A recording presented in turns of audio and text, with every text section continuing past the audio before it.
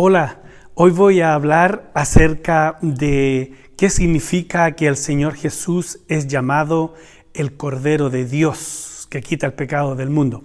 Lo voy a hablar desde Juan capítulo 1, versos 29 al 34.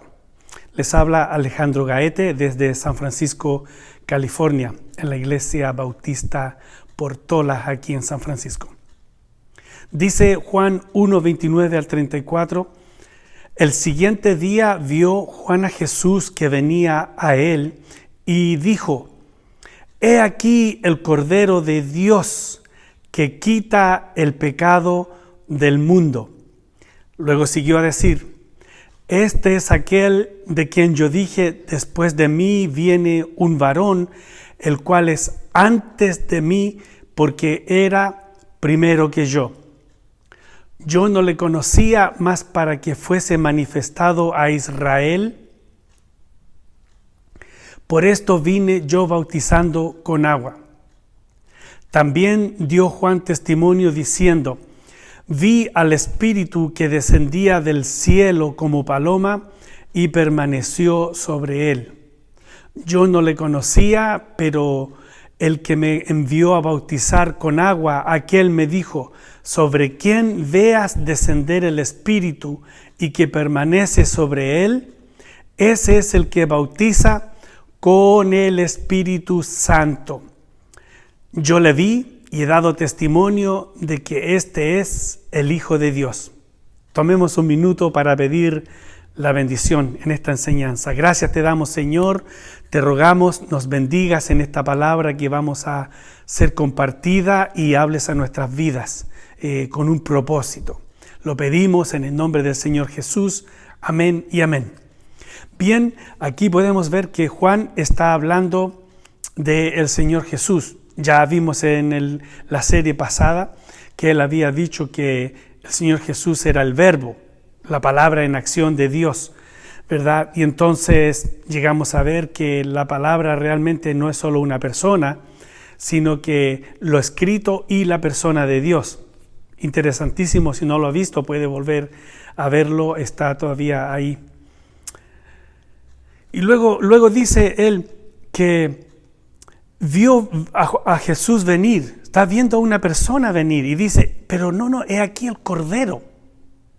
Porque la gente en sí estaban esperando que viniera el Mesías, el Salvador, que viniera aquel guerrero que iba a libertar al pueblo de Israel de la opresión del imperio en el que estaban bajo en ese tiempo. Y entonces los hacía sufrir mucho eso. Y ahí está la aplicación espiritual. Nosotros, la gente en las calles todavía espera a alguien que nos rescate de todo esto, de tanta maldad, de tanta opresión económica a los pobres, de tanta opresión y tomar ventaja a aquellos que son más, que se dan a que les puedan tomar ventaja a las otras personas. Tráfico humano, gente robando niños para sacarles órganos y venderlos. Tráfico de órganos. Qué terrible solamente mencionar esas cosas. Y la gente, aunque sea en el fondo de nuestro corazón, en el fondo de nuestro pensamiento, estamos esperando que alguien nos rescate de todo esto. Estamos bajo esta opresión de este virus que está atacando toda la humanidad en estos tiempos. Acabo de hablar con un hombre joven, tristemente me contaba que su novia y la que iba a ser su suegra, ambas murieron, fallecieron por causa del COVID allá en el país de donde él se vino, a los Estados Unidos. Qué desesperación más grande, qué noticia triste. Y el pueblo de Israel en ese tiempo esperaban que viniera el libertador, pero esperaban uno que viniera con espada, levantara un ejército y empezara a matar a todos los romanos. y el imperio greco-romano y todos para ser libres una vez más. Como que la gente hoy piensa, ¿qué tenemos que hacer? Una revolución, tenemos que luchar, tenemos que pelear. Pero aquí, en vez de ese gran guerrero, esa gran introducción de un Mesías que iba a venir a libertar a la gente, Juan dice, no, aquí viene el Cordero. Pero espérate, un cordero, yo prefería tener un león. ¿Por qué el cordero? Porque el león pelea, el león mata, el león se defiende, al león le temen los demás. ¿Por qué no tener eso en Jesús, que lo presentara allí como el león que nos salvaba a todos con sus grandes garras y dientes? Pero dice, he aquí el Cordero de Dios que quita el pecado del mundo. Bueno, es precisamente porque Dios estaba enviando un Salvador para nosotros. Y este no venía con armas de este mundo, venía con armas espirituales. Figúrense ustedes que el Señor Jesús, entregándose como un cordero, nos va a salvar de todo esto. ¿Cómo? Porque el cordero no sabe defenderse, el cordero es manso, el cordero no grita, el cordero se entrega noblemente para ser degollado cada vez que degollan un cordero. Entonces, el Señor Jesús vino en ese camino, pero no nos confundamos, porque Él volverá, no siendo el cordero, como vamos a ver en algunos versos. Quiero ver 1, 2, 3, 4 cosas que vamos a hablar. La número 1 es que Jesús vino como cordero para ser nuestro Salvador. Miren lo que dice la palabra en Hebreos 7:25. Dice, por lo cual puede también salvar perpetuamente, o sea, no por un tiempito, y aquí hay mucha enseñanza, perpetuamente a los que por Él se acercan a Dios, viviendo siempre para interceder por ellos. Ese es el Cordero de Dios. Ese es el Cordero que decía en el Antiguo Testamento que iba a ser entregado pues para ser molido. Ese es el Cordero que Él dijo en la última Santa Cena o Última Cena, ¿cómo se llama eso? Donde estuvo allí con los discípulos y le dice, hey, ya que estoy cenando con ustedes, los he invitado a esta cena, mañana me van a entregar, no lo dijo, pero estaba pensándolo seguramente en su mente, Él lo sabía todo, y me van a crucificar, pero esta noche yo quería estar con ustedes y poder tener una cena. Miren, figúrense, dijo Él, este pan es mi cuerpo que por vosotros es partido. Y luego les da la copa también. Y entonces dice, nunca más beberé esto hasta que lo haga de nuevo cuando esté allá con el Padre y allá celebremos la gran cena. ¡Wow! Este es el Cordero. Y entonces eso es lo que celebramos nosotros. Que Él estaba diciendo, mi cuerpo va a ser hecho pedazo. ¿Y qué estaba hablando? De cuando iba a ser crucificado. Y aquí hay que hablar un poquito. No era tanto lo que el Señor oraba cuando estaba aterrorizado allí en Getsemaní diciendo, líbrame de esta copa. Si tú quieres, Señor. Lo que Él realmente estaba diciendo era, Señor, entiendo lo que viene sobre mí. Y no estaba pensando en que le iban a arrancar la barba, lo iban a escupir, le iban a hacer burla, a poner una corona de espinas. Todo eso es un gran dolor, sí es un gran dolor. Pero el dolor que sentía el Señor en ese momento, que sudaba gotas como de sangre, era que la ira de Dios iba a caer sobre Él, porque Él iba a pagar como un pecador por nosotros. Ese era el Cordero de Dios que quita el pecado del mundo. No que lo suaviza, no que lo limpia, ese que quita. Si tú has recibido al Señor Jesucristo como el Salvador de tu vida y has recibido su sacrificio que ha hecho por nosotros para salvarnos de nuestros pecados, ¿sabes? Él ha quitado ese pecado. No dejes que ese gobierno, que esa cosas antiguas sigan gobernando tu vida, porque el Señor Jesús ha quitado el pecado de tu vida, ha quitado la culpa. El Cordero fue sacrificado. Aquel guerrero que ellos esperaban, más bien fue un cordero que se entregó y dijo: yo me sacrifico, yo voy a pagar el precio que ellos tienen que pagar. Yo lo voy a pagar. Por eso es tan maravilloso lo que el Señor Jesús ha hecho por nosotros. No un sacrificio aislado, sino que lo hizo en tu nombre. La Biblia dice: porque la paga del pecado es muerte. Ese es por eso Él fue a la cruz, porque yo merecía muerte por paga de mi pecado.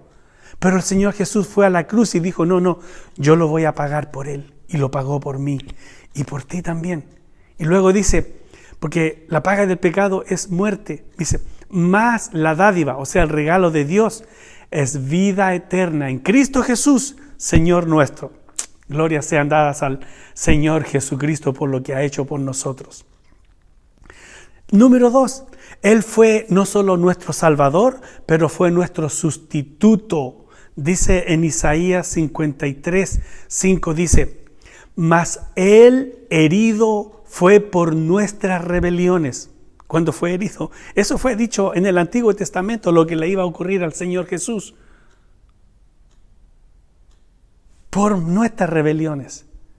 Molido por nuestros pecados. Fue la ira, el castigo de Dios que me iba a caer a mí, eso le cayó al Señor Jesús. Y no solo por mí, sino que por ti, por otro. Imagínense cuánto se multiplica eso en todas las generaciones de la humanidad que ha ofrecido el Señor Jesús para encontrarse con Él como Salvador. Molido por nuestros pecados.